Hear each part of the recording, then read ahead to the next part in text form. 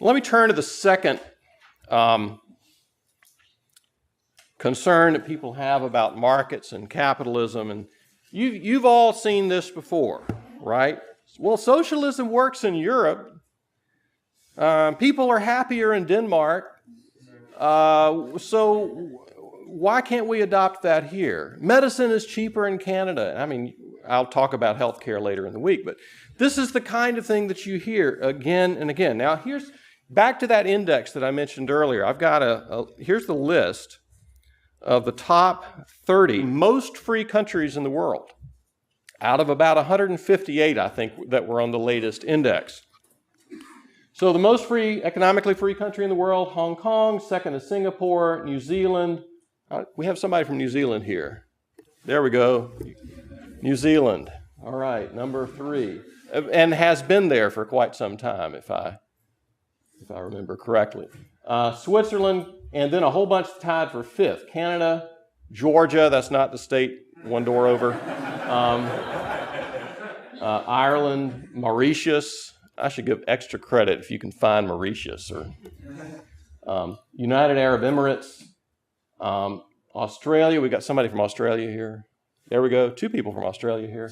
UK, Qatar, Chile, Jordan. Where's the United States? Oh, number 16. We used to be right up here near New Zealand, and we've dropped in the rankings a good bit in the last few years. Malta, Armenia, Estonia, Finland, Denmark, etc. All right.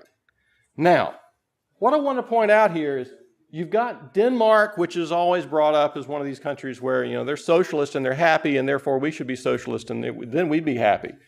And then you've got the Netherlands, number 25. Now, this is out of 158 or 59 countries. The distance between the Netherlands and the United States, and less between Denmark and the United States, is really not all that great. They're well within the top quartile of economic freedom. The United States is number 16. They're 21 and 25. Now, their socialism works relative to many other countries because they're not very consistent with it. It is diluted with a hefty dose of other freedoms. The United States score, this is a 1 to 10 score that they're using on this index, is 7.75. The Netherlands, and the higher the number, the less economic freedom you have. The United States is 7.75. The Netherlands is 7.82. Denmark is 7.72, 0.03 away from the United States. The Netherlands ranks, if you divide it up into the subcategories of economic freedom, the Netherlands is number 9 out of 158 on the legal system and property rights. They're number 4 on their monetary system. They're number 4 on the freedom to trade internationally. It's very highly ranked in many categories. Where is it low ranked? Well, on the size of government. The size of the government is number 154 out of 150. Actually, I see now it's 159, not 158. 154. So they are balancing a very large government with regard to their welfare state and some other things with some important economic freedoms where they rank very high. Denmark is the same way. Denmark is 155 out of 159 countries on the size of government, but they, like the Netherlands, have a number of other important freedoms that help to offset that. So I would say that these countries are prosperous in spite of the size of their government, and they're enjoying the benefits of these other freedoms. By comparison, the United States is number 27 on the legal system and property rights, number 40 on our monetary system, and number 60 on our freedom to trade internationally. So we have a smaller government, true, than the Netherlands or Denmark, but we are much lower ranked on some other economic freedoms that are worth mentioning. Incidentally, the top marginal corporate income tax rate is 39.1% in the United States. That's the 3rd highest in the world and the highest among the 34 industrialized OECD countries. In the Netherlands, their corporate tax rate's only 25%. So I think it's a bit inappropriate to say, well, socialism works in the Netherlands and therefore we should copy what they're doing. The socialism looks different, but it's really not that far apart. Here are the bottom, I think in this case I had about the bottom 31 or 32 countries that are on the list, just so you can see.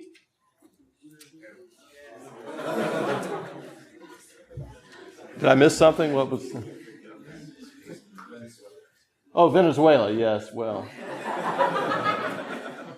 they're not doing much to improve that ranking. Last I saw either. Their inflation rate's very high, price controls and everything. And I read a few months ago the average Venezuelans lost like 15 or 20 pounds because of the difficulty of getting food. Anyway, just to give you some perspective, remember I mentioned the United States ranked 7.75, I believe I said, on the ranking. Venezuela is 3.29.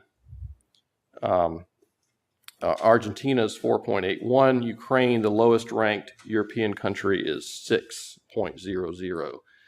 22 of the bottom 31 countries are African.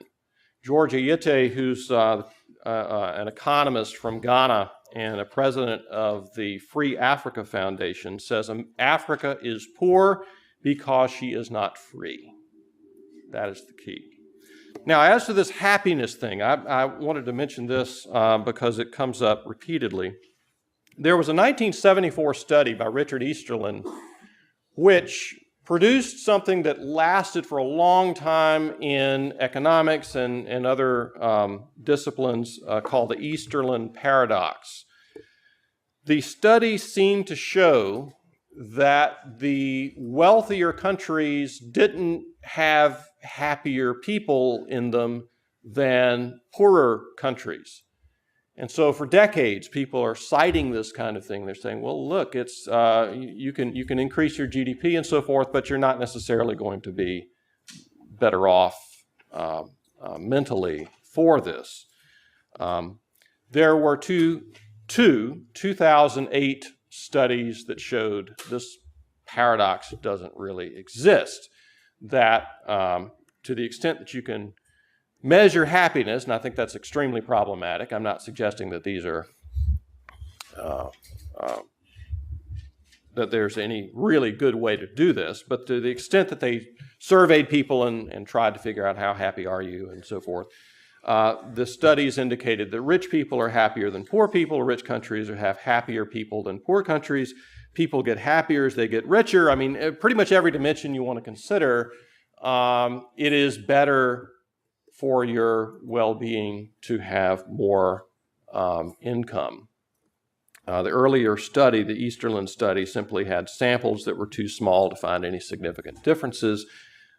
Certainly the more recent studies were problematic. The Easterlin study appears to have been even more problematic. This diagram has a series of bubbles corresponding to the population. So you see China's here, India's here, here's the United States, and there's Denmark right up there. This shows on the horizontal axis the GDP per capita in 2003, adjusted for differences in purchasing power across countries.